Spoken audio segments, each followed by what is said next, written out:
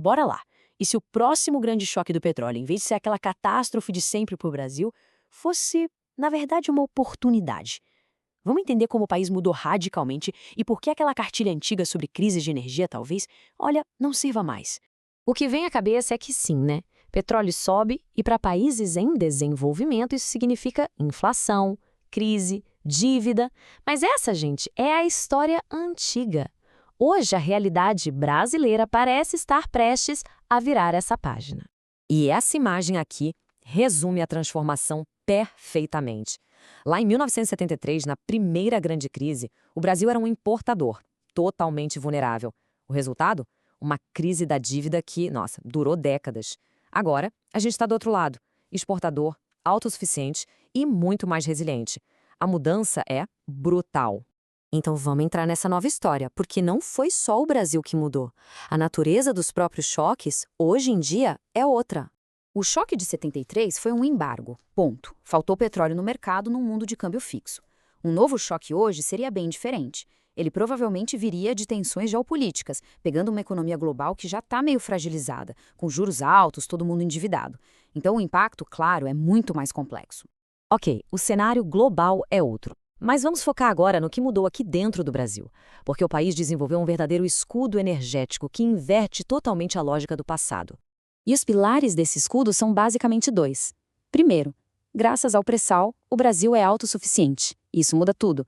Preço mais alto agora melhora nossa balança comercial, em vez de afundar.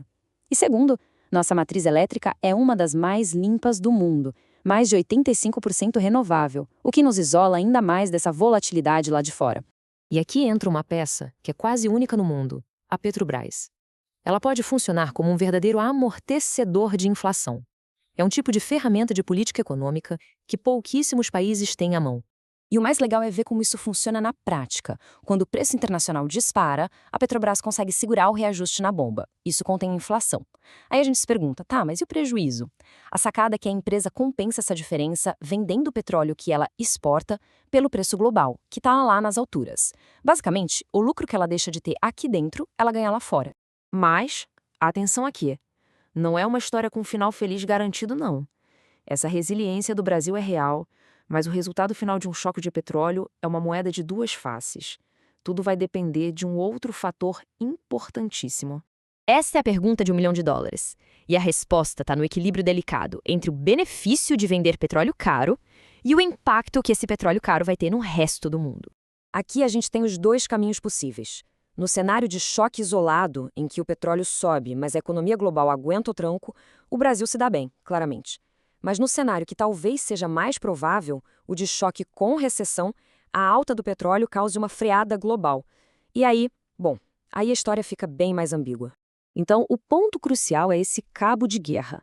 De um lado, entra mais dólar com o petróleo, o que valoriza o real.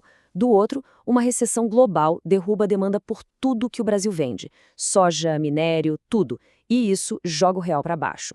O resultado final vai depender de qual dessas duas forças vai ser mais intensa.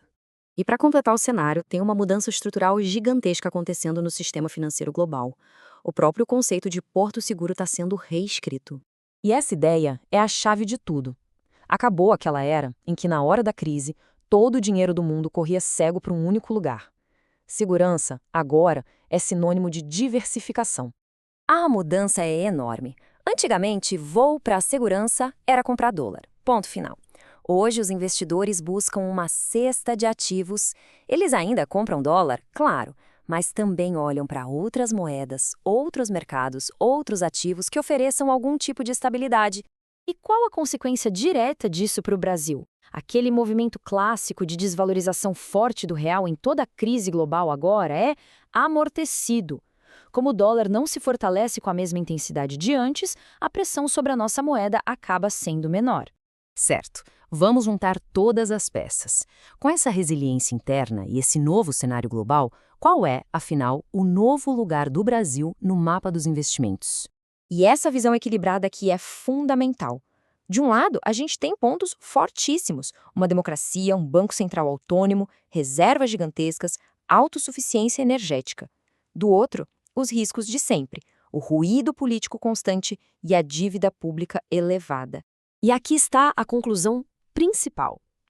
O Brasil não virou a Suíça. Não é um porto seguro como a gente conhecia. Mas, num mundo onde essa segurança absoluta já não existe, ele se torna um destino muito relevante para quem busque exatamente isso: diversificar riscos. Então a gente fecha com essa provocação. A estrutura de resiliência está aí. A oportunidade que foi criada por um mundo em plena transformação também está na mesa. A grande questão que fica para o futuro é se o país vai conseguir ter a estabilidade e a previsibilidade necessárias para transformar essa resiliência num fluxo de capital mais forte e, finalmente, consolidar esse seu novo lugar no mundo.